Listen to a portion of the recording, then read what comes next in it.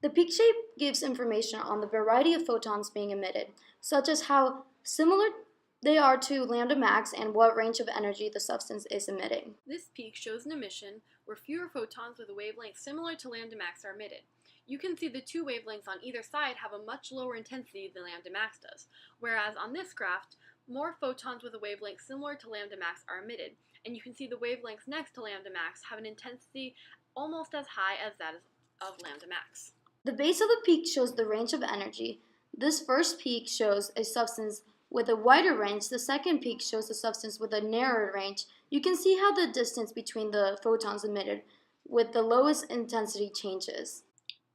Our hypothesis was that if the number of different types of bonds controls complexity or number of energy levels, then when the number increases, the absorbance and emission peaks will get wider. As mentioned previously, this has to do with the types of bonds present in each molecule.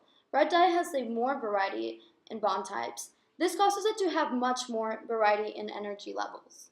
This is because of how bond formation works. When the bond forms, the electrons are delocalized and attracted to two nuclei. This increases potential energy since it moves away from its nucleus, and decreases kinetic energy because the electron has more space to move in. Meanwhile, core electrons are pulled closer to the nucleus, lowering potential energy. The bond formation changes the electron density, increasing density where the bond is, and lowers energy overall.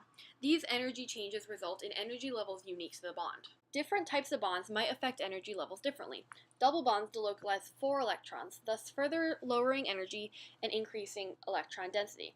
Bonds between different elements will have yet another effect. Each different type of bond will produce unique energy levels. This can be related to students' course loads. If Rose is taking 5 3-credit classes, she will split her time between the classes, depending on how much work each one needs.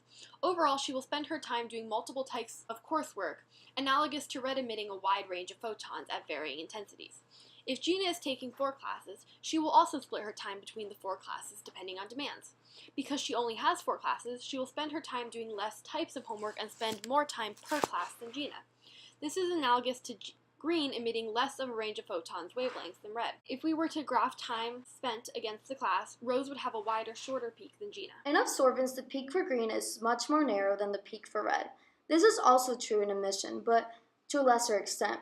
This supports our hypothesis because green has less bond types and thus complex energy levels, causing the peak to be more narrow than that in red. The absorbance and emission spectra of a dye appear to mirror each other because the light absorbed is related to the light the dye will emit.